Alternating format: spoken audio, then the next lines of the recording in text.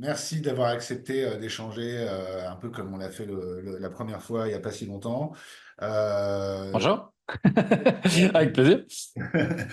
Et voilà, moi je trouve que, comme je te disais, c'est de manière hyper directe et sans chichi, je trouve que tu as un parcours hyper intéressant, une personnalité hyper intéressante. Moi je trouve qu'on a eu un bon fit aussi la première fois qu'on a échangé et je me suis dit que ce serait intéressant qu'on poursuive cette discussion de manière naturelle, organique, un peu dans le cadre de Republic Voice. Hein, tu as vu un peu comment on faisait ça. On a commencé à lancer ça avec, en juillet avec l'équipe et je pense qu'on va essayer d'interviewer des gens qui ont des choses à dire, qui sont entiers, qui tournent pas autour du pot, qui sont authentiques. Et qui sont préoccupés d'une manière ou d'une autre et quand je dis préoccupés, il n'y a pas de connotation nécessairement négative, mais qui sont un peu skin in the game, entre guillemets, dans ce qu'ils font et dans le sens qu'ils donnent à ce qu'ils font et par l'avenir de nos sociétés au sens large, quel que soit le domaine. Voilà. Donc ça, c'est le contexte. Je te propose de commencer par la base de la base. Qui es-tu, ton background, et on part là-dessus, puis on verra où ça nous mène. Yes. Damien, donc j'ai 46 ans. J'habite en Belgique. Je suis au départ journaliste, donc j'ai travaillé, ça fait une vingtaine d'années maintenant ouais, que je travaille essentiellement dans le monde des médias, puisque au départ, j'ai la chance de me trouver au bon endroit au bon moment quand Internet était en train de grandir, était en train de devenir ce qu'il est en train de devenir au début des années 2000, avec les premières grosses boîtes qui sont réellement en train de monter au créneau. La bulle Internet, je la vois, la première bulle, je la vois éclater devant mes yeux d'étudiants qui terminent ces études et où je me dis que c'est quand même bien le Far West. Faut se remettre un peu dans le contexte de l'époque où il n'y a pas de téléphone portable, il n'y a pas d'accessibilité permanente, il n'y a pas de plateforme, on est encore sur des portails d'accès à la Wanadu, à ce genre de choses. Ouais. Mais à ce moment-là, bah, voilà, moi, je démarre ma carrière de journaliste en agence de presse, donc l'agence Belga, qui est l'équivalent de l'AFP en France. Tu avais fait De- des études de journalisme, c'est ça? J'ai pas... Alors, ouais, moi j'ai louvoyé entre la psychologie et la communication Ok, pendant mes ouais, c'est vrai, études. tu m'avais dit la psycho, ouais. J'ai pas été diplômé en psycho, mais j'ai appris plein de trucs. J'ai fait 3 ans à l'université où j'ai vécu ma vie d'étudiant plein pot. Et puis, à un moment donné, il faut quand même avoir un diplôme. Donc, j'ai fait des études de communication, mais en baccalauréat. Donc, je suis pas, j'ai pas de diplôme de journaliste au départ, mais par contre, j'ai pu faire tous mes stages en télévision. Et j'ai monté des projets, mes premières émissions, en fait, je les ai montées pendant mes stages, pendant mes études. Et ce qui fait que assez rapidement, j'ai pu mettre la main à la pâte, de présenter des émissions, de faire des reportages, de faire des sujets, de construire des émissions de bout en bout.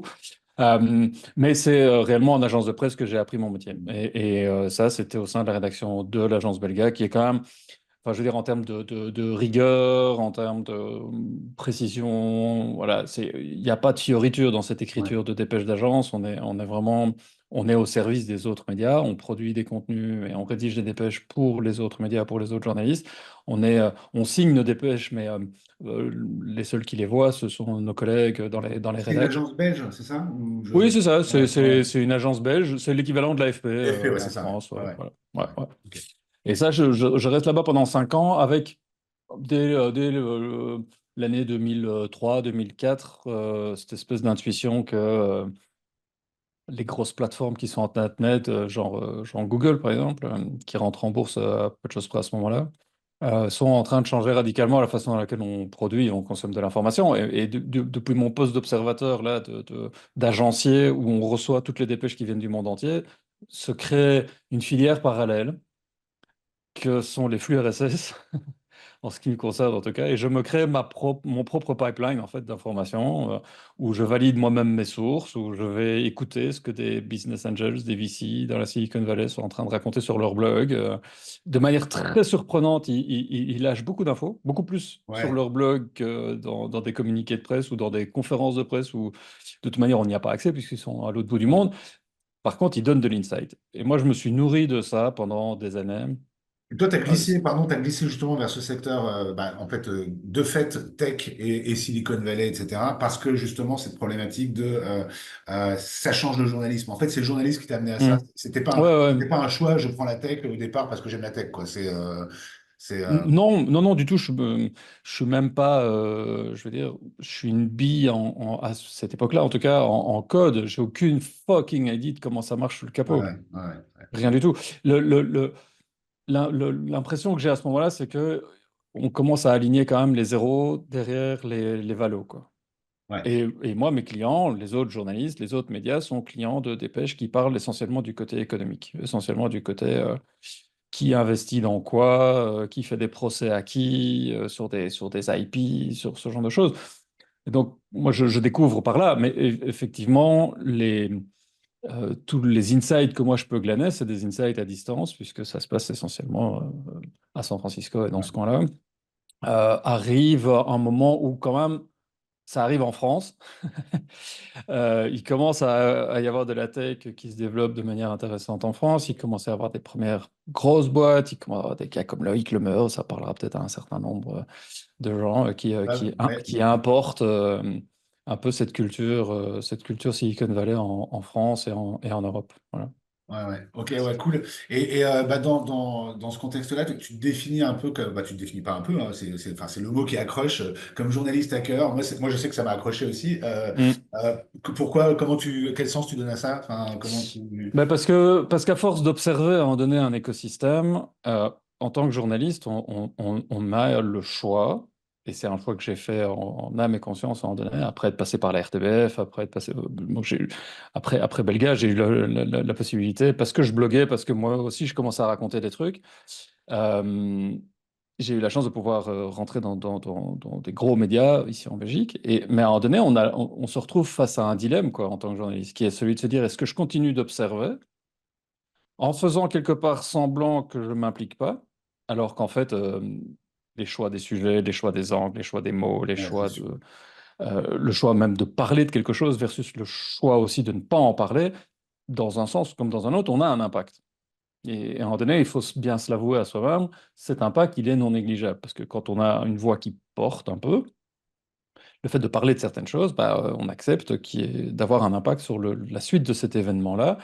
Et quand on fait le choix aussi de ne pas parler de certaines choses, on accepte aussi que ça ait un impact Ouais, sur ce sujet. Donc à un moment donné, moi, je me suis retrouvé un peu en frontal par rapport à cette façon de voir mon métier de journaliste et de me dire, mais est-ce que, à un moment donné ou à un autre, à force de repérer qu'il y a des problèmes dans la raquette, et c'est là la notion de hacker au sens éthique et étymologique du terme, qui est d'observer un environnement dans lequel on vit et puis de se dire, putain, il y a quand même c'est des quoi trucs qui... l'étymologie d'ailleurs pour ma culture? Parce que j'avoue que ouais, Pour moi, l'étymologie du hacking, c'est vraiment observer le monde dans lequel on vit, repérer les trucs qui marchent pas bien, qui ouais, devraient pas marcher, enfin qui marchent pas comme ça devrait marcher pour que ça fonctionne bien, ouais, ouais, ouais, pour que ce soit efficace ou qu'il y ait une forme d'efficience en tout cas, et puis de proposer des débuts de solutions qui sont bancales, qui sont pas forcément très sexy, mais qui font le job de patcher quelque part le système et de faire en sorte que si cette solution-là me convient à moi et convient à d'autres à un moment donné, cette solution va être de manière incrémentale injectée dans le système pour l'améliorer. Et si d'autres voilà, pensent que ça peut être utile, ça devient quelque chose qui s'intègre naturellement à l'écosystème. Donc c'est vraiment une vision for the good, quoi. ouais, ouais. Et voilà. Et ouais, il y a cette notion que moi j'aime beaucoup, dont on a parlé, je crois, juste avant, bon, il y a un peu l'expression tarte à la crème américaine, mais de skin in the game, en fait. J'ai l'impression que là-dedans, et enfin, moi, c'est ce que j'avais perçu chez toi, dans ce que tu fais, et c'est aussi pour ça que j'avais bien aimé cet échange. En fait, il faut que ça ait du sens pour toi, il faut que ça ait de l'impact, et tu fais pas ça pour te faire mousser, tu fais pas ça pour. Euh, Tu fais pas ça, comme tu dis, en soi-disant pur observateur, alors que comme tu dis, c'est pas vrai. Et d'ailleurs, je pense que ça, c'est un vaste sujet, moi, qui m'intéresse énormément, mais on pourrait partir très loin là-dessus. Y a-t-il vraiment une objectivité, tu vois? Je veux dire, dans chaque observation, il y a forcément de la subjectivité. C'est un échange que j'avais eu d'ailleurs avec des mecs d'Ouzbek Erika, que tu connais Mhm. sûrement, Mhm. hein. Parce que, tu vois, ça nous lance sur plein de trucs, ça nous lance sur les fake news, ça nous lance sur qu'est-ce qu'une fake news? Évidemment, t'as le truc parfaitement faux, tu vois, qu'on peut prouver par A plus B, parce que, et ça, effectivement, il y en a, mais objectivement, ce qu'on qualifie de fake news, à mon sens, là, je vais peut-être En fait, tout ce qu'il y a au milieu, il y a quand même une notion qui est quand même relativement floue. Qu'est-ce qu'une fake news? La fake news en Russie ne sera pas la même qu'aux États-Unis sur un sujet, tu vois. Enfin, ça, je pense. Hmm. Et, euh, et je pense en fait qu'il faut admettre, je suis pas journaliste, mais c'est, bah, comme tu le sais, c'est un sujet qui me préoccupe énormément chez Republic, qu'il faut admettre tout simplement qu'il y a une part de subjectivité dans la réalité, quoi. Enfin, tu vois, et que c'est en l'acceptant qu'on peut arriver à s'approcher justement de ce qui est le meilleur pour tous et pour la société, et en en ayant conscience. Mais cette espèce de chasse aux sorcières à la fake news qui est saine, hein, parce qu'il faut pas non plus tolérer n'importe quoi, mais cette espèce de division, de polarisation entre c'est vrai, c'est faux, je pense qu'elle nous met d'emblée dans un piège et sur une pente glissante en fait quand on veut essayer d'améliorer les choses. Ça ne veut pas dire qu'il n'y a pas des choses vraies et des choses fausses, mais en tout cas admettre que la chose puisse être perçue différemment par quelqu'un d'autre, c'est important. Enfin voilà, je suis parti un peu dans les, mais euh, Mais ce qui est assez certain, c'est qu'il y a un certain nombre de choses sur lesquelles on ne peut pas agir. On n'a pas la main, on peut pas interdire aux gens d'utiliser les technos, la nature humaine étant ce qu'elle est, à des fins personnelles pour dévoyer les systèmes et les mettre à leur propre profit, en ce y compris la propagande, en ce y compris, voilà, là-dessus, on n'a pas la main, on peut pas l'empêcher, au risque alors d'interdire toute forme exact. d'expression. Donc ça, c'est un parti pris, c'est de se dire que les outils sont là, on les utilise, certains vont en faire un usage qui va être avec un souci du commun, voilà, et puis il y en a d'autres qui vont être avec un souci de Ça. l'individu, en l'occurrence leur nombril à eux. Par contre, sur les choses sur lesquelles on a la main, entre autres ce qu'on produit, entre autres ce qu'on raconte, bah, on peut agir. On peut réintroduire du sensible, on peut réintroduire de la nuance, on peut réintroduire cet objectif de, j'allais dire, d'honnêteté intellectuelle. Et ça Ouais, passe par le fait de déclarer de quel point de vue on se place quand on ouais, parle. Donc, tu ouais. parlais d'objectivité, de subjectivité. Bah, moi, je pense qu'une des façons, et de nouveau, il y a pas de baguette magique et on tâtonne là-dessus, mais une des manières de créer et d'entretenir de la confiance, qui est quand même un des facteurs clés dans les relations humaines qu'on peut avoir, qu'elles soient en ligne ou hors ligne, d'une manière générale, la Ah, c'est le confiance, facteur clé, ouais, sans doute. Enfin, en tout cas, c'est oui, l'un des deux, trois facteurs, mais ouais, ouais, c'est c'est ouais. un truc qui s'achète pas, Ouais. c'est un truc qui met du temps à se construire, c'est quelque chose qui peut se perdre très très rapidement quand on déconne. Donc, si on veut réintroduire cette notion de confiance, bah, il faut donner des gages Mhm. de confiance. Et en matière de journalisme, en matière de production de contenu, bah, une des manières, c'est de dire, je vous présente les faits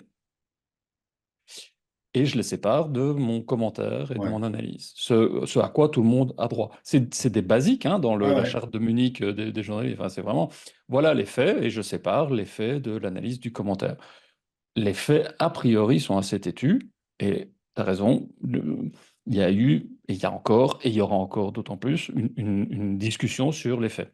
Ouais, Est-ce qu'on parle des mêmes faits? Mais si on ne parle pas des mêmes faits, on ne parle pas de la même chose, en fait. ouais, Et donc, si on s'accorde d'abord sur des faits, puis se dire, sur base de ça, quelle est ton analyse, quel est ton commentaire? Il ne faut pas être journaliste pour ça. N'importe qui peut avoir un avis, n'importe qui peut avoir une opinion là-dessus. Mais une opinion ne fait pas une vérité. Mhm. Et ça, euh, on le voit bien, les réseaux sociaux actuels, tels qu'ils ont été designés, tels qu'ils ont évolué aussi avec le temps, parce que j'ai fait partie de ceux qui, de manière un peu naïve, et je le reconnais très volontiers, euh, on considérait que l'avènement de Facebook, de Twitter et de ces plateformes-là allaient être des machines libératoires de la créativité, de la liberté d'expression, de l'émergence de nouvelles voies, de changements démocratiques dans nos pays. Force est de constater qu'on en est quand même un petit peu revenu, même s'il y a eu des choses génialissimes qui ont émergé. Mais le modèle économique même des plateformes Il est était, vicié à la était base. pas Mais prévu oui. pour ça. Et Voilà. je pense que, comme tu dis, je rejoins complètement le modèle de Facebook. Donc maintenant, on appelle ça l'attention economy, qui porte très très bien son nom, à mon avis. Mais quand ça, je sais pas à partir de quand Facebook a mis de la pub, mais c'était pas venu depuis 2004. C'est venu assez vite ensuite. Mais en tout cas, évidemment, c'était pas pensé pour polariser. C'était pas pensé pour. Mais le fait est, comme tu dis, c'est pas prévu pour ça. Et avec une puissance technologique et quand le profit, moi, je suis à fond pour gagner de l'argent, hein. J'ai rien contre les gens qui aiment l'argent, etc. Mais Bah, en il en revanche, faut quand pour tu vivre, places... hein. Ouais, exactement. Déjà, il en faut pour vivre. Mais en tout cas, quand tu te places en premier, dans un modèle comme ça devient super pernicieux. Parce qu'en fait, à partir du moment où c'est légal, tu vois, et parfois ça frise, hein. Et encore, je crois qu'on avait parlé la dernière fois, la légalité, c'est encore un vaste sujet, parce que les lois changent au fur et à mesure des gouvernements, selon les cultures, etc. Donc après, enfin, moi, ça me ramène à mes réflexions philosophiques. Je considère vraiment qu'il y a des lois qui sont, entre guillemets, universelles, parce que si elles sont généralisées, elles sont bonnes pour tous. Et si elles sont généralisées sans être, enfin, si leur non-respect est généralisé, elles sont mauvaises pour tous. Mais il y en a très peu des lois comme ça. C'est ne pas tuer, ne pas voler, ne pas mentir, enfin, des trucs que tu vois que tu retrouves dans les sept péchés capitaux. Mais toutes les autres lois, contextuelles ou accidentelles, tu n'auras pas les mêmes en Arabie Saoudite qu'aux États-Unis, qu'en Russie, qu'en France, etc.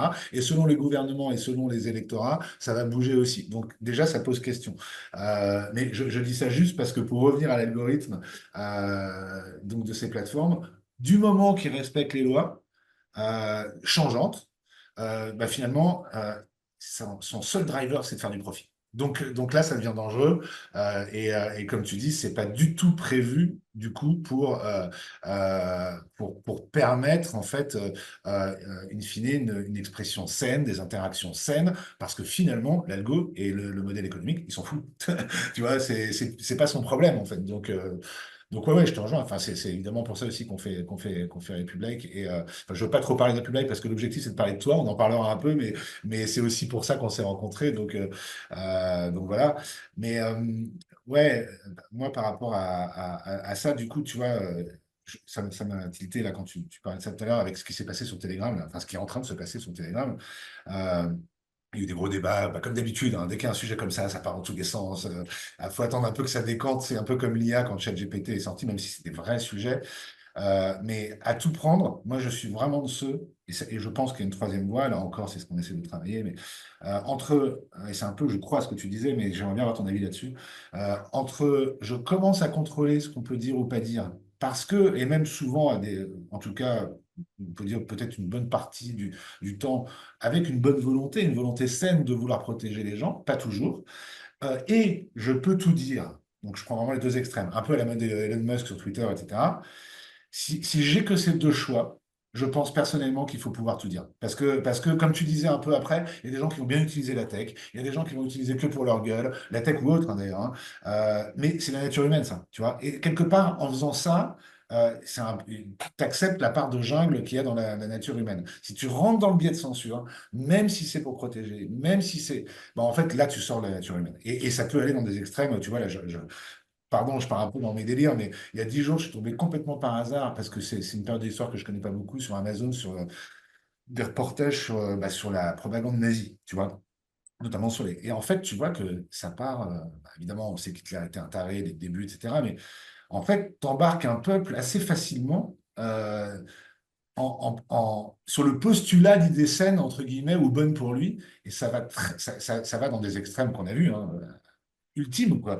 Euh, à partir du moment où tu commences à manipuler à manipuler ce qu'on peut dire ou ne pas dire, penser, pas penser. En fait, voilà. Euh, ouais, enfin voilà, j'ai peut-être fait la réponse à ta place, mais je voulais avoir ton sentiment là-dessus entre ces deux extrêmes, parce que tu partages ce point de vue, en fait, euh, sachant encore une fois, il y a possiblement une troisième voie, ou plusieurs voies. Oui, ou d'autres trajectoires qui sont possibles. Le, le côté drive uniquement privé, donc uniquement lié financier, uniquement lié avec un return à deux chiffres pour des actionnaires, avec à l'autre bout du scope un drive 100% public, donc géré par l'État. Je crois que ni l'un ni l'autre ne sont sains. Il faut pouvoir aller piocher dans les deux modèles des choses qui sont intéressantes. Le problème, c'est que si tu cherches des voies médianes, tu dois faire une proposition qui va, à un moment donné ou à un autre, enlever du pouvoir à certaines personnes. Ouais, ouais, c'est toujours. Ouais, ouais, ouais. Et, euh, et on a besoin, à un moment donné, qu'il y ait un cadre. On a besoin qu'il y ait des lois. On a besoin qu'il y ait des impératifs qui soient déterminés. Euh, de nouveau, la nature humaine étant ce qu'elle est et la nature ayant horreur du vide, on s'empressera de venir mettre des lois pour essayer d'encadrer, pour mille raisons. Moi, je suis pas sociologue, je suis pas politicien, j'ai pas fait Sciences Po, je suis, voilà, j'ai, j'ai, j'ai l'humilité aussi de ce que je ne sais pas et plus on en apprend, plus on sait qu'on sait pas grand-chose. C'est Donc, vrai. sur ce coup-là, je dis juste que les deux extrêmes pour moi sont pas bons. Et d'une Ouais, manière générale, les extrêmes sont pas des ouais, choses qui sont. Voilà, ça fait vivre, ça fait tourner les machines, qu'elles soient. On sait que la presse a connu des épisodes très fastes. Euh, Si on prend le dernier en date, c'est la présidence de Trump. Le New York Times et le Washington Post n'ont jamais eu autant d'abonnés qu'à ce ouais, ouais, moment-là. ouais. Donc voilà, les modèles économiques étant ce qu'ils sont, bah, on sait que la polarisation crée du trafic, crée de l'engagement, crée, crée une forme de richesse quelque part, pour un certain nombre.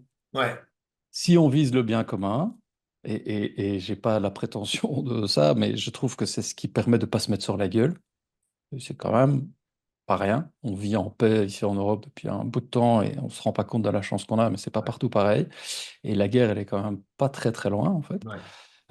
Si on veut éviter de se mettre sur la gueule, je crois qu'on a intérêt à réintroduire justement cette friction qui est euh, de faire du consensus. Et du faire du consensus, ça ne veut pas dire forcément convaincre les autres qu'on a raison et qu'ils ont tort, c'est de trouver des consensus. C'est de faire, à un moment donné, des compromis qui placent le commun au centre. Voilà. Et donc forcément de choisir. En Belgique, on est assez fort pour ça. De- parce que, parce que notre système politique est basé là-dessus. On fait des compromis, donc on a l'impression qu'on fait de l'eau tiède en permanence, pas Comment ça très fonctionne? excitant. Pardon, je te laisse finir, mais puisque tu as abordé le sujet, ça m'intéresserait parce que je ne connais pas que tu nous fasses enfin, en quelques Oui, mots bah c'est, comment fonctionne le tout système tout politique. est basé toujours sur la base du compromis. Vous allez probablement devoir l'expérimenter en France parce que c'est en train Là, de ouais, bouger. ouais, ouais, Alors qu'avant, c'était soit tout à gauche, soit tout à droite, that's it, winner take all, et voilà, voilà, comme aux US. En Belgique, depuis toujours, ce sont des compromis, ce sont des ouais, coalitions. Donc, il y a aucun parti qui applique 100% de son programme, c'est toujours le fruit d'une coalition. Et donc, on a toujours l'impression que c'est ah ouais, mais ils font pas ce qu'ils ont dit, c'est à cheval entre les deux, ils ont donné à gauche pour reprendre à droite. Oui, oui, mais c'est la base du compromis, c'est ce qui fait qu'on se met pas sur la gueule. On passe parfois pas très loin de se taper dessus, mais on l'a pas encore fait. Bah, c'est pas pour rien d'ailleurs que pas mal d'hommes et de femmes politiques belges montent à l'Europe en donné parce que ce sens du compromis, étant ouais, donné qu'on a un tout petit pays, on n'est pas suspect de vouloir tirer une ouais, couverture, ouais, en tout cas une ouais, trop grosse couverture à soi. Bref, de manière générale, la polarisation, je trouve, fait plus de tort que de bien sur le long terme.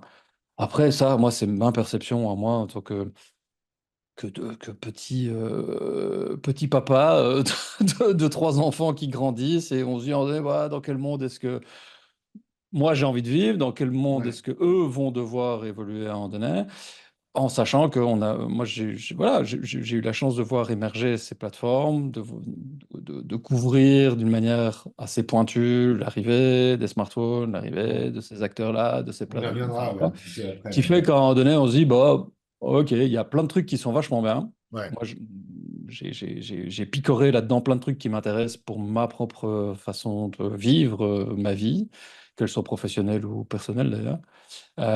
Par contre, je sais que les choix qu'on est en train de poser aujourd'hui, et c'est pour ça, entre autres, que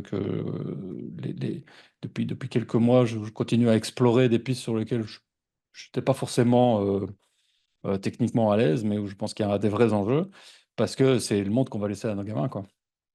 ouais, complètement. Non, mais je suis d'accord. Et pour revenir à la polarisation, bah, je pense que c'est la responsabilité de chacun, de toute façon, d'essayer de se poser au moins les questions. Je pense que le problème des systèmes d'aujourd'hui, c'est que ça va tellement vite on se pose de moins en moins de questions. Et moi, il y a un truc auquel je réfléchis aussi un petit peu, c'est qu'il faut admettre que c'est pour ça que ces réseaux fonctionnent aussi super bien, c'est que on a tous en nous, et c'est dans nos gènes, dans l'ADN, c'est dû, je suis pas anthropologue, mais c'est dû à l'évolution de l'être humain, on a tous en nous ce côté grégaire, ce côté grégaire. Donc en fait, il y a peu de gens, et plus ça va vite, moins ça va être le cas.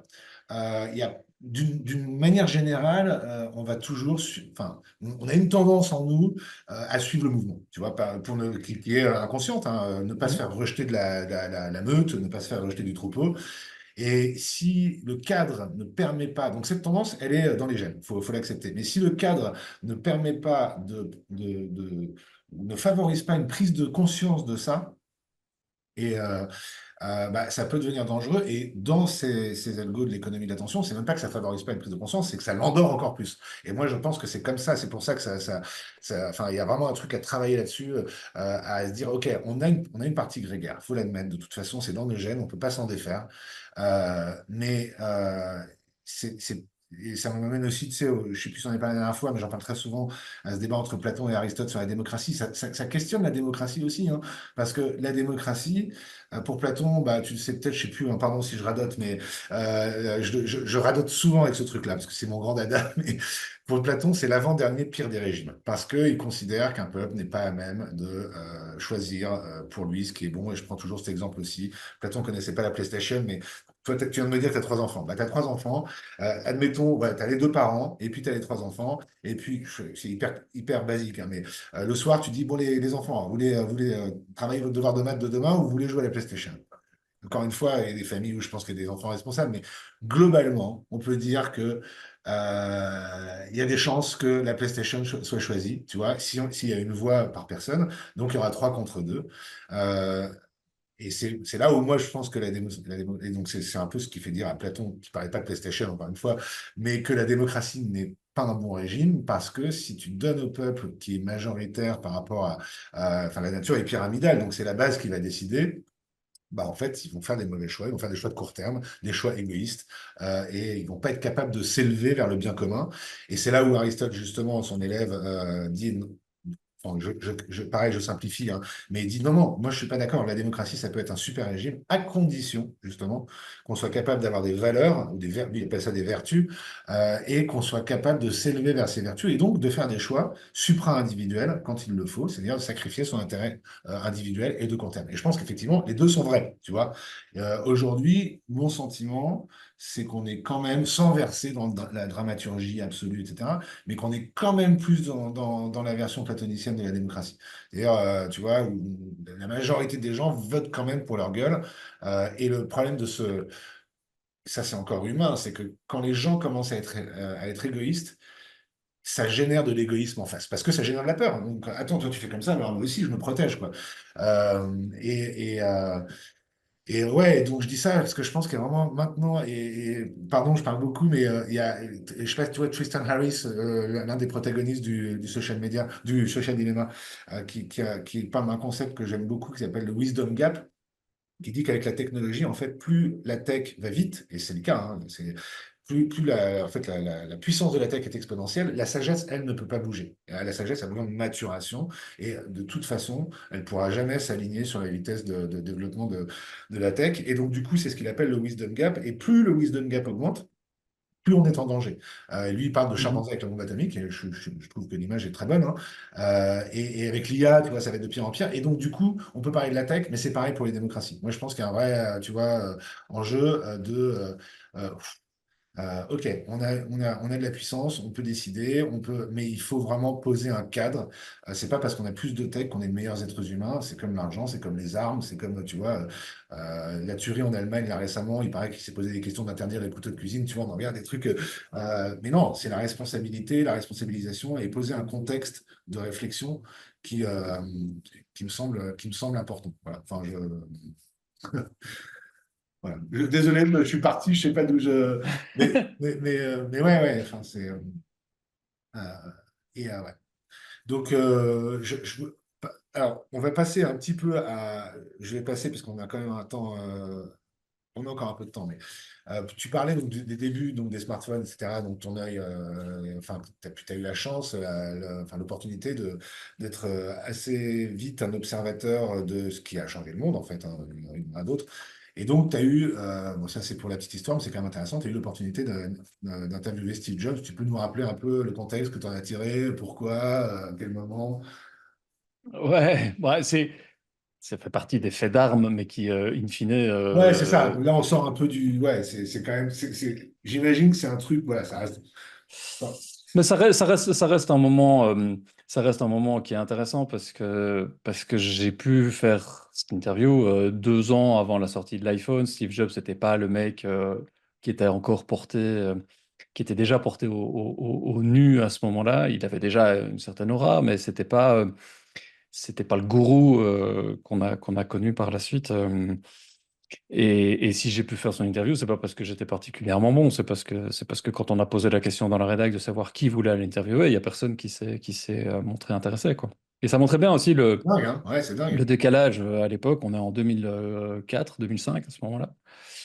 Euh, c'est la sortie de l'iPod Nano. Ouais, ouais, ouais. Euh, il a changé le monde. Il était en train de changer le monde de la musique, voilà, en gros. Ouais, ouais. Mais il y avait déjà eu l'iMac, alors c'est pas l'iPhone, mais le mec était quand même super connu. Ouais. Pas Oui, autant oui, que. oui, oui. Oui, il était connu, mais c'était le vrai moment de bascule, c'est la sortie de l'iPhone. Ouais, ouais, ouais, ouais. Euh, et tout ce que ça a amené, enfin, le fait d'être, enfin, il faut se remettre dans le contexte, hein, 2007, on teste ce téléphone et on est connecté à Internet sur le téléphone et il est tactile. Ouais, ouais, c'était dingue. Je me souviens, le premier. Ouais, C'était mindfuck, quoi. ouais, ouais, Et ouais. c'était pas autorisé en Europe, et donc il fallait faire venir les devices, les jailbreaker, il fallait, enfin, Ouais, c'est vrai, c'est vrai, c'est vrai. Ouais. et voilà, ça fait dinosaure quand on parle de ça, mais c'était jamais qu'il y a même pas 20 ans, quoi. C'est ça qui est dingue. Ouais, je suis d'accord. C'est ça Donc qui est. l'accélération, et c'est ça qui... Voilà, moi j'ai eu la chance de me trouver au bon endroit au bon moment à ce moment-là. J'ai eu aussi un peu le nez fin de m'y pencher et d'y consacrer beaucoup de temps parce que mine de rien, la voie parallèle que j'étais en train de tracer dans les sources d'informations auxquelles moi je me nourrissais, ça m'a valu ça m'a valu des remontrances de la part de mes employeurs en disant, mais d'où tu viens avec tes mecs qui bloguent et tu nous fais des dépêches sourcées sur des gars qu'on connaît pas, enfin, qui c'est ces gars-là? J'avais beau mettre ma responsabilité éditoriale sur la table en disant si je me gourre, ben, j'assumerai. Ça faisait un peu, Ouais. ouais, ça faisait un peu tiquer, quoi, parce que oui, effectivement. Les VC auxquels moi j'allais poser des questions ou qui me permettaient d'avoir des insights, bah, c'était des vrais putains d'infos, quoi. Et Pardon? quand c'était des vrais putains Ouais, d'infos, ouais, ouais, ouais, ouais, ouais. et quand on me répondait, ouais, mais l'AFP n'a encore rien dit, et que 3 jours après, la dépêche arrivait et que bah, moi je les avais, bah, voilà, c'était la preuve par A plus B que ça valait l'intérêt. Et c'était il n'y a pas 20 ans. Ouais, Quand je vois ce qui est en train de se passer maintenant, et là je reviens de San Francisco avec ouais, ouais, tu vas m'en parler, un ouais, tour qu'on carrément. a fait autour Ouais. des véhicules connectés et de la mobilité d'une manière générale. Pour moi, le paradigme dans lequel on va basculer va être de la même ordre sismique que ce qu'on a vécu avec Tu l'arrivée parles à des... quel niveau? Parce que justement, je voulais qu'on arrive à ce point-là. Là, Ouais. tu reviens des US, justement. Bah, ouais, tu parles de quel niveau de bascule? Enfin, quel paradigme? Que l'arrivée du smartphone. Ah, tu parles pour les voitures autonomes. Ouais, Bah, tu peux ouais, nous en dire un peu plus, justement, ouais. enfin, sur ce que tu peux dire, ce que tu veux dire, sur cette analyse, justement. Ouais, c'est hyper intéressant. Mais c'est quand je dis que c'est du même ordre parce que les conséquences sur nos sociétés, les conséquences vraiment systémiques vont être du même ordre, c'est-à-dire que il y a eu un avant et après l'iPhone, Ouais, avant et définitivement. après l'arrivée d'Android, avant, après, enfin voilà, tout simplement parce que euh, les effets de bord sont tels que ça crée des trajectoires où on ne reviendra pas en arrière. Demain, Apple peut se casser la gueule. Demain, Facebook peut se casser la gueule. Le scroll, Ouais. le fait d'avoir un device en main qui est connecté en permanence, enfin, je veux dire, on ne reviendra pas à la carte routière papier, quoi. c'est sûr. a Mais il y priori. aura des En tout cas. usages, des effets positifs. À mon avis, moi, je vois bien comme ça par réaction, tu sais, qu'on commence à sentir trop d'ondes, trop. Mais par contre, on ne se passera plus jamais de smartphone, on ne se Mais il y a, passera. voilà, mais enfin, c'est de cet ordre-là. Bah, l'arrivée progressive, mais on y est, des véhicules complètement autonomes, donc ce qu'on appelle les robots-taxis à l'échelle du service individuel. Je commande une voiture et elle vient me chercher, elle m'amène d'un point A à un point B de la manière la plus sécure possible. Et tout ce que ça implique en termes de régulation, Ouais, le framework légal, le framework technologique, la data qui est collectée pour pouvoir rendre ces services-là les plus efficaces possibles, l'interconnexion de tous ces services les uns dingue. avec les autres, la gestion des flux de transport, la gestion Dingue.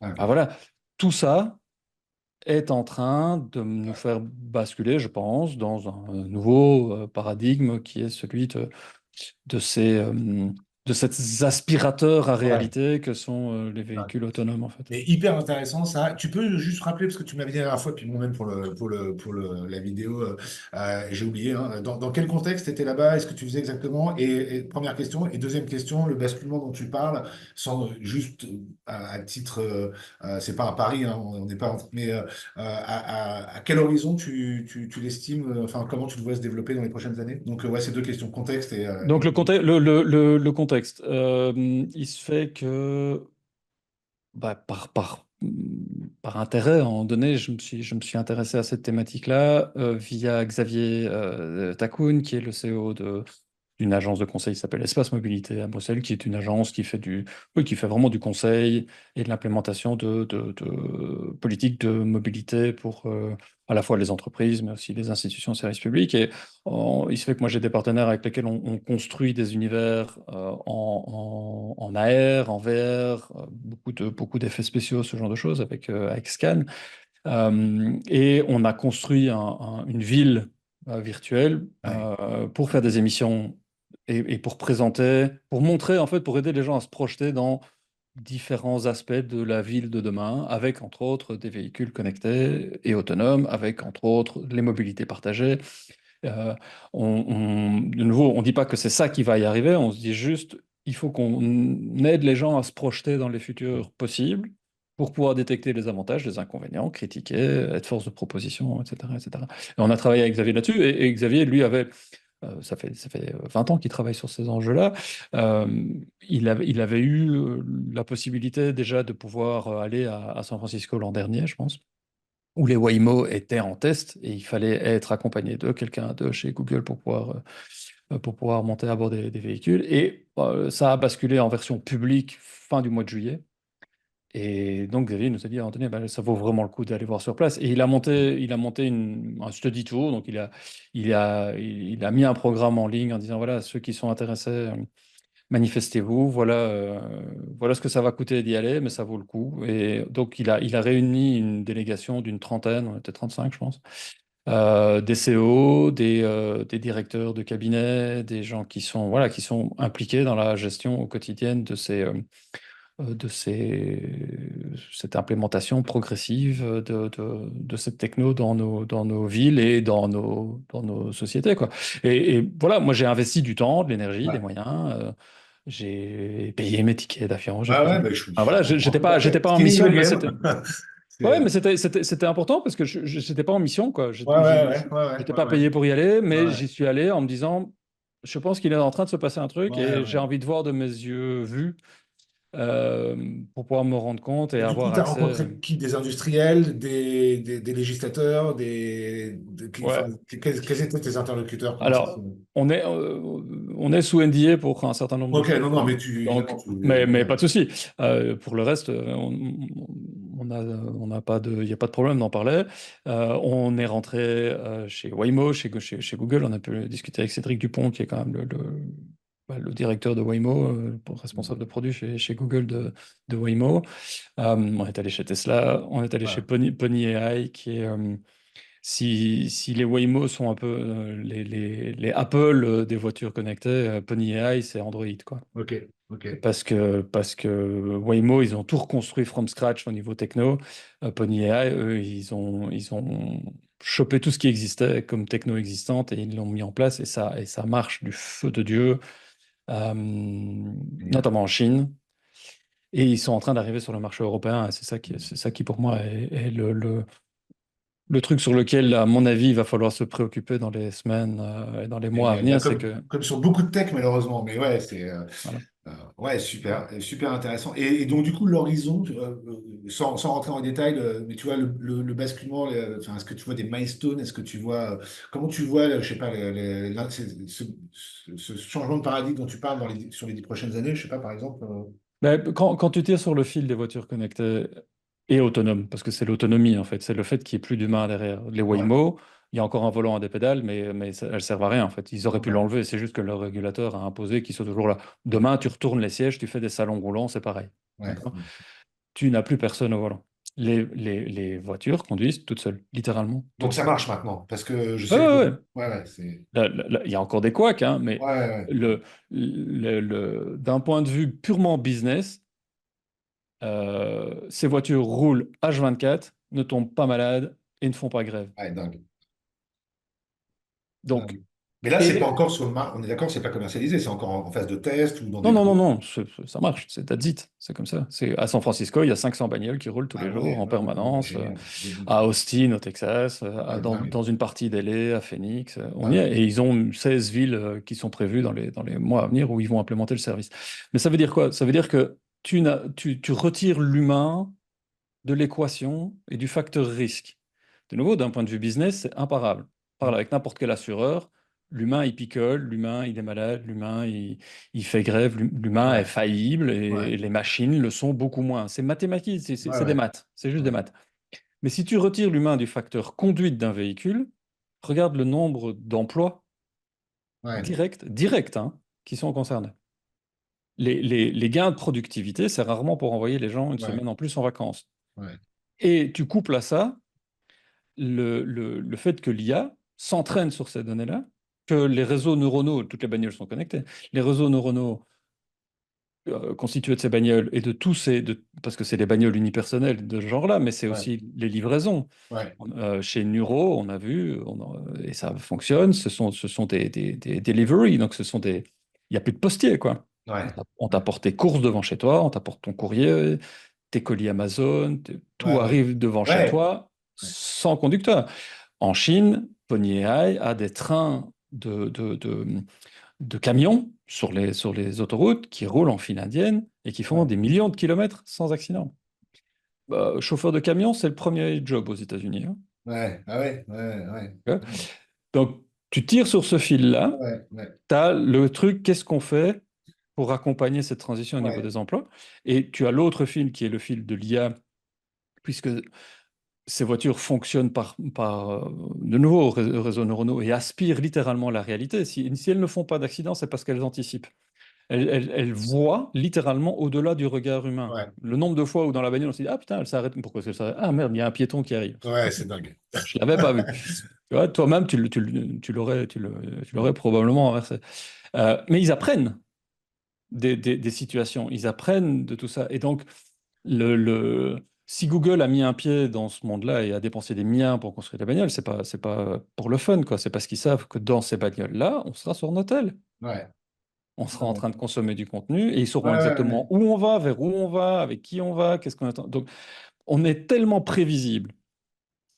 L'humain, alors que c'est ça, moi, c'est ça qui, à ce stade-ci, m'interpelle le plus, ouais. c'est que on est quand même tous foutrarquement différents, alors qu'en fait, en foule, En full, on on est, est ultra prévisible. on Ouais. est ultra Hyper prévisible. intéressant. Hyper intéressant. Ouais. Et donc, Il y a toujours ce côté moutonnier, hein, tu vois. Ça, on en reparlera à une autre occasion, mais moi, c'est un truc. Je te coupe là parce que enfin, c'est vertigineux ce sujet, parce que en ouvrant ce cet angle-là, on peut aller. Mais il y a cette partie moutonnière qui anime les sociétés, anime les foules, et il y a cette partie spécifique qu'on a tous, qui pour moi est la partie la plus humaine, mais enfin, l'autre est aussi humaine, et qui est celle qui fait la magie en fait de l'humanité, qui est celle qui fait la créativité, enfin, sans rentrer dans les trucs, tu vois, c'est vrai, c'est la vérité, et on est à un angle là où, euh, euh, bah, toutes les industries et tous les systèmes ont compris, et c'est presque organique, c'est presque inertique. Je sais pas si ça se dit, bon, bref. Mais tu vois, qui active en fait cette partie automatique chez nous, quoi, tu vois.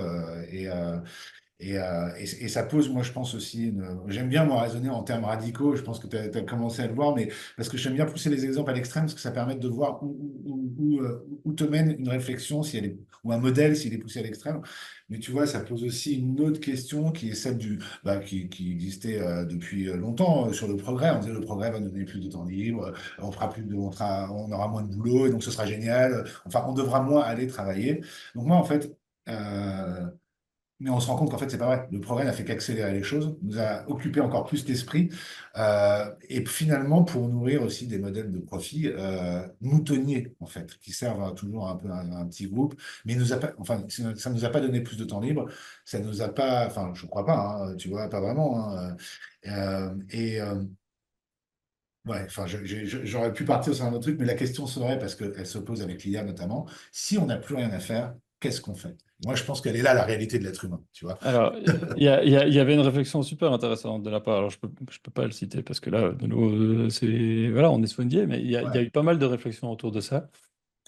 Et assez bizarrement est arrivée cette notion que probablement que ce changement de paradigme-là va amener et va s'imposer de lui-même le fait d'avoir un revenu universel de base. Ouais, ça me paraît logique, ouais. Alors, non pas parce que les gouvernements vont se dire que finalement c'était une bonne idée que les gauchos avaient de se dire il faut que tout le monde ait un minimum pour vivre, ce qui entre nous soit dit existe déjà hein, avec le Ouais, chômage, le SMIC, ce genre de choses. Mais surtout parce que s'il n'y a pas ça, on va vraiment se mettre sur la gueule en fait, mais ouais. physiquement. Ouais. Et ça, c'est pas bon pour le business, c'est pas bon pour ceux qui mettent en place ces systèmes-là. Et que donc une des manières d'acheter la paix sociale va être de distribuer un peu de sous à tout le monde parce que en fait il y aura moins de jobs Mais ça me plus paraît de cet ordre-là. Et très donc cohérent, ouais. c'est c'est probablement pas la bonne raison qui va amener le revenu universel de base, Ouais, mais s'il pouvait arriver, ce serait pas mal parce que oui, ce serait une façon d'acheter la paix sociale ouais. pour ne pas que ça monte dans les taux. Et Ouais. ce serait pour pouvoir continuer à faire du business, hein, pour Ah bah pouvoir oui, c'est continuer clair. à... Bah, c'est toujours le. C'est entre guillemets, pour que les riches continuent toujours, à puisse faire du business. toujours. Mais si on fait pas ça, et si on le fait pas à l'échelle européenne, et si on le fait pas à une échelle qui empêche le dumping, parce que c'est l'autre aspect de l'arrivée sur le territoire européen d'une boîte comme Pony AI au Luxembourg, c'est que ils vont chercher à diviser pour mieux régner, ils vont Ouais, chercher à faire des deals avec certains gouvernements et pas avec d'autres, et donc il va y avoir un dumping social monstrueux ouais. si on ne régule pas à l'échelle at minima de l'Europe. Ouais, Et, et quand on en parle, pour l'instant, bah, ça reste c'est très fuzzy, quoi. Ou alors, il y a des gens très malins qui en discutent, il y a beaucoup de choses qui sont en train d'être mises en place, mais tout comme on a eu une guerre de retard par rapport aux plateformes, avec l'IA, je pense que l'Europe a quand même bougé assez vite pour mettre en place un cadre. Voilà, il est relativement contraignant et il permet quand même de faire un certain nombre de choses, donc ça c'est pas mal. Mais par rapport à la mobilité en tant que telle, s'il n'y a pas un cadre qui se met en place vite et où il y a un consensus au niveau européen pour ne pas se faire concurrence les uns les autres, mm, euh, ça va être difficile de négocier quoi que ce soit avec ces boîtes-là parce ouais, elles vont être toutes puissantes et faut pas se leurrer, hein, Pony AI au Luxembourg, c'est pas pour rien qu'ils l'ont fait là-bas. C'est parce qu'ils sont à côté de la France, c'est parce qu'ils sont à côté de ouais. l'Allemagne et qu'ils auront très facile de dire si vous ne nous offrez pas un cadre régulatoire suffisant, on ira voir ailleurs, quoi. Ouais. Et quand les États et quand les régions vont se rendre compte qu'il va y avoir, ça va vider des poches d'emplois d'un côté pour en remplir de l'autre, très vite, c'est les États qui vont être en demande. Et on sait que, comme dans toute négociation, si on est demandeur, bah, on est en position de faiblesse. Exactement, ouais, hyper intéressant. Mais tu vois, je connaissais pas bien, je connais pas bien ce secteur et C'est hyper intéressant ce que tu viens de dire parce que il y en aura sûrement d'autres évolutions de ce type-là dans nos usages, mais je savais pas à quel point parce que moi j'étais resté à des débats qui avaient deux, 3 ans, notamment chez Tesla, tu vois, où ils disaient ouais, mais attends, on est encore très loin de la voiture autonome, et encore. Mais en fait, comme souvent, soit il se passe rien du tout, soit ça va beaucoup plus vite que prévu. Et je savais pas qu'on en était déjà là. Et effectivement, tu as raison, ça va poser, enfin, c'est systémique en fait, hein, donc. C'est, euh, Et juste, alors, question alors là, purement, enfin, hyper terre à terre, selon toi, quel est le plus avancé technologiquement, ou est-ce que enfin, il y a- C'est des technos qui sont différentes. ouais, c'est ça. Ouais. Tesla fait le choix du FSD, C'est Waymo, quoi le FSD, pardon, tu peux. c'est le Full Service Drive. Alors techniquement parlant, eux, ils ont intégré les caméras directement dans le véhicule. Ok, Je pense qu'ils ont plus de lidar, mais ils ont des radars. Enfin, il y a toute une ouais, série de choses qui font que Tesla a fait un choix technologique particulier. Pony AI fait encore un autre choix. Waymo, enfin voilà, il y a une forme aussi de standardisation. Et je dis pas que ça va être comme VHS et Blu-ray, hein, ouais, ouais. mais il y a ces enjeux-là aussi parce que voilà. Bah, Donc, tu penses que ça va être encore un winner take all? je sais pas. Franchement, j'en sais rien. À ce stade-ci, pour moi, la question, elle est pas fondamentalement à ce niveau-là, je pense. Ok.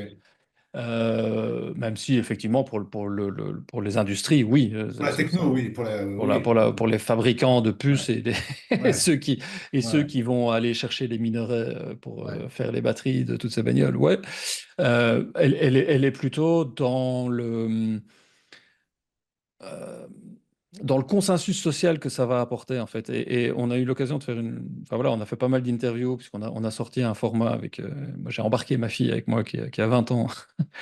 Euh, Excellent, et super, c'était cool de pouvoir lui faire découvrir tout ça aussi génial, parce que ouais, c'est clair. voilà, c'est le monde dans lequel elle va vivre Sympa comme aussi. voyage, ouais, sympa, ouais. Sympa. Sympa Et comme ouais, voyage avec ton père, ouais. C'est cool.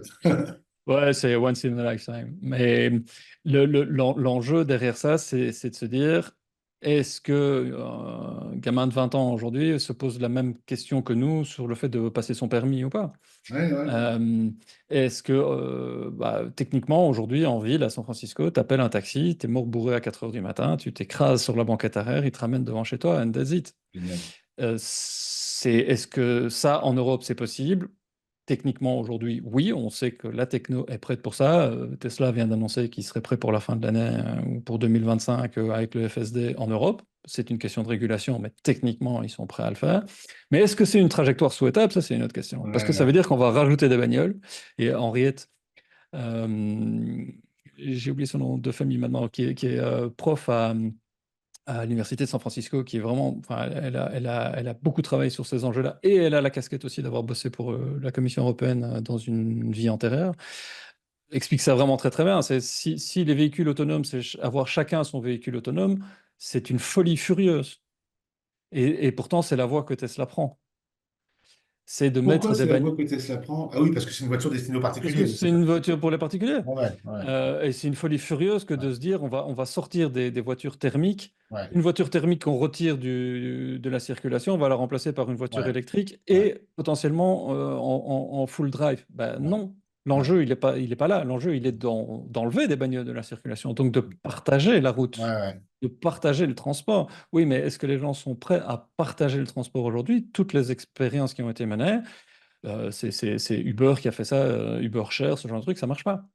Les gens ne Ah oui, veulent en fait, pas c'est une autre partager leur forme, transport. bizarrement, quelque part, c'est une autre forme de communisme amené par le capitalisme, je parle, c'est l'ubérisation de tout. Enfin, d'ailleurs, c'est même pas l'ubérisation, c'est Mhm.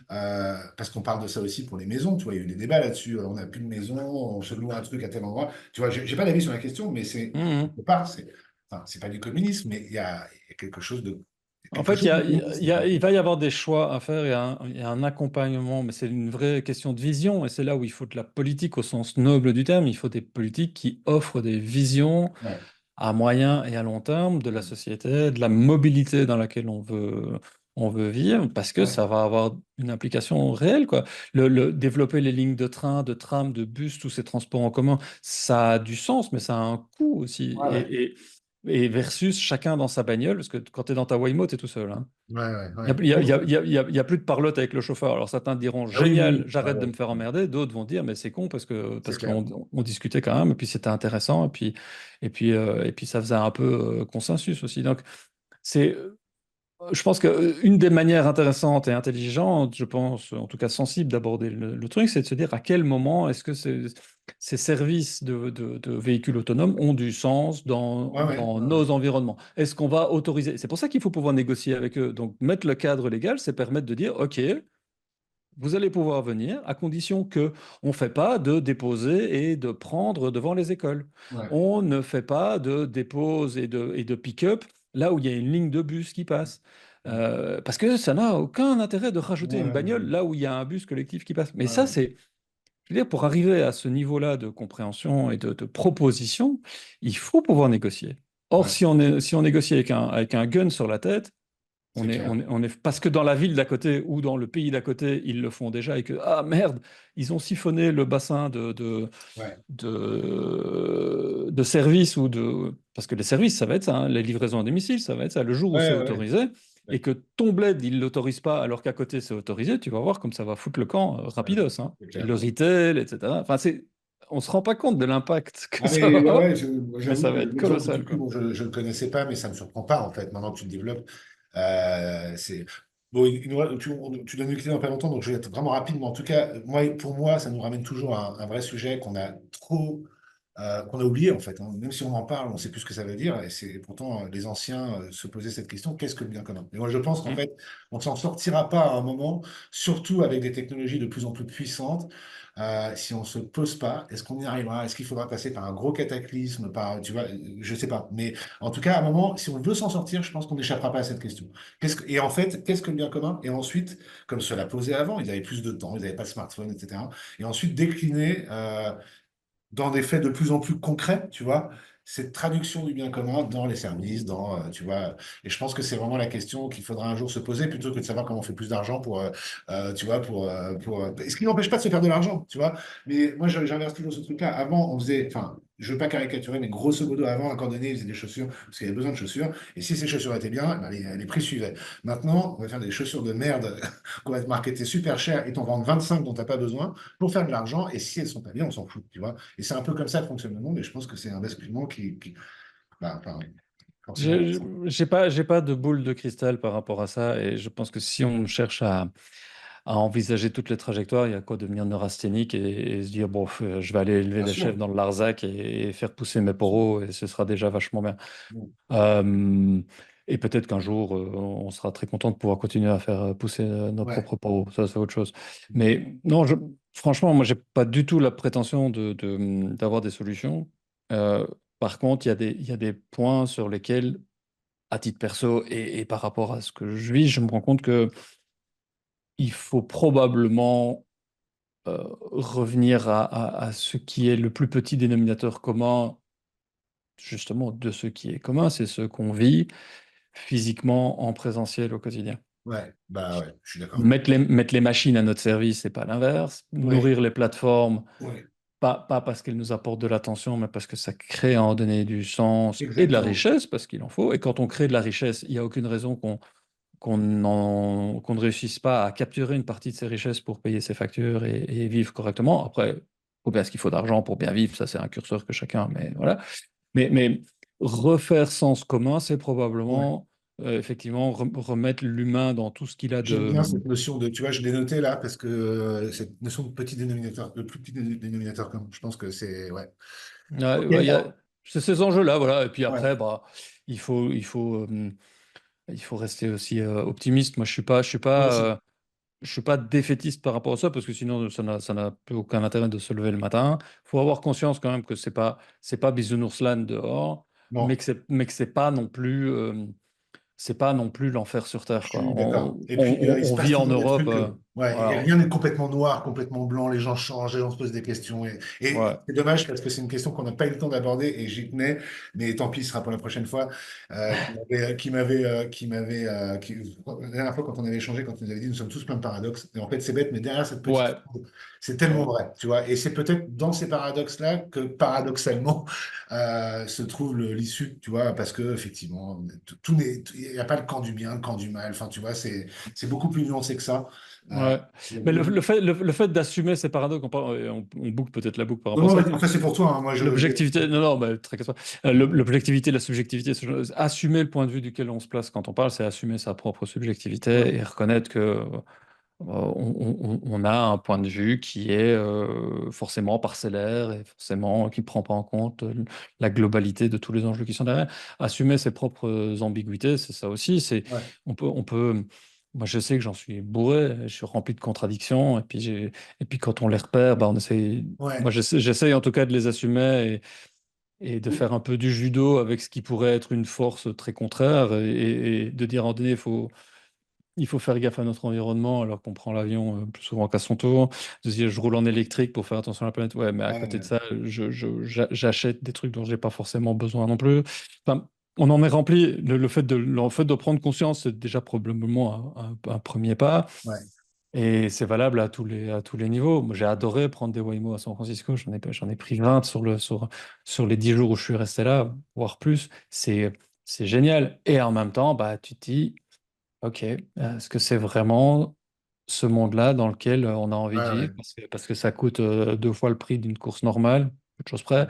Parce que j'ai pas la conversation avec le chauffeur, parce que finalement c'est une machine qui fait tout toute seule et qui implique des choix de société qui sont pas forcément, qui sont très pratiques à l'échelle individuelle, mais qui sont pas forcément ceux qui, à l'échelle du commun, sont forcément le plus souhaitable. Et ouais, voilà, que les politiques s'en emparent, au sens noble du terme, que les contre-pouvoirs s'en emparent, que les journalistes soient capables d'en parler en sachant de quoi ils parlent et techniquement comment ça fonctionne, que les groupes de pression s'en emparent et fassent valoir leur vision de la société, qu'on puisse les confronter. Je parlais de friction tout à l'heure.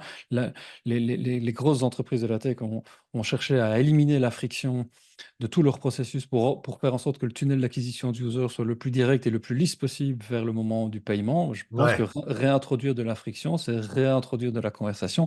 Et donc, c'est réintroduire des moments longs, des moments de sinuosité, des moments de où c'est réflexion, pas une de décision prise de directe, recul. de prise de recul et à un moment donné d'un choix qui est un choix de consensus Ouais, et où forcément il faut abandonner certaines parties de son programme au profit d'autres parce que si on veut faire sens commun, bah, il faut trouver ce plus petit commun ouais, dénominateur. ouais, ça j'aime beaucoup le petit, je la retiens cette idée, le plus petit dénominateur commun. Dernier mot et je te laisse, c'était pas le but, j'aurais pas voulu finir là-dessus, mais qu'est-ce qui t'a amené à République? Juste en deux mots, hein, vraiment là. Ouais. Et qu'est-ce que t'inspire le truc? Et on en reparlera, enfin j'espère qu'on en reparlera, je serais hyper curieux. Là, t'as pas eu le temps, moi non plus, mais bon, on a le temps devant nous, donc voilà, en deux mots. Mais j'aime tout ce qui justement permet à un moment donné de créer des conditions. Moi, je suis assez admiratif de ceux qui sont capables de passer de l'idée au projet, puis de l'opérationnaliser, de le mettre en place, de lui donner corps, d'être stick to it par rapport à une vision et à un manifeste. À un moment donné, on couche par écrit, de se retrouver à plusieurs et de monter ce genre de truc. Voilà, moi, déjà rien que ça, je trouve que en termes, voilà, mon métier, c'est de faire de l'innovation. Donc forcément, bah, c'est un truc qui m'intéresse quand je vois que ça innove. Et ce qui m'intéresse aussi, c'est le côté décentralisé, le côté qui est comment on utilise une techno comme la blockchain et comme la tokenisation pour valoriser les apports respectifs des uns et des autres, pour créer de la richesse, créer de la valeur, décentraliser aussi un certain nombre de décisions, d'être détenteur de son propre, voilà, de sa propre identité et puis d'assumer le fait qu'on prend la parole en public. Ouais, ça, je trouve ça intéressant. Mais oui, avec plaisir. Et puis, moi, je suis vraiment curieux de voir comment République va ouais, amener ses voies, justement, ses trajectoires différentes pour essayer de créer du commun. Je trouve ça Exactement, et ne te passionnant. prive Donc, pas vraiment d'y prendre part à n'importe quel niveau, si tu le sens, quand tu le sens, parce que bah, typiquement ce genre de profil et de réflexion, enfin moi j'adore, et enfin quand je dis moi, je pense parler au nom de l'équipe, mais c'est dans l'ADN de République, c'est vraiment ce qu'on veut. Donc voilà, cool. Avec cool. plaisir. Avec Bah plaisir. écoute, merci beaucoup Damien, à bientôt, À on se bientôt. reparle bientôt.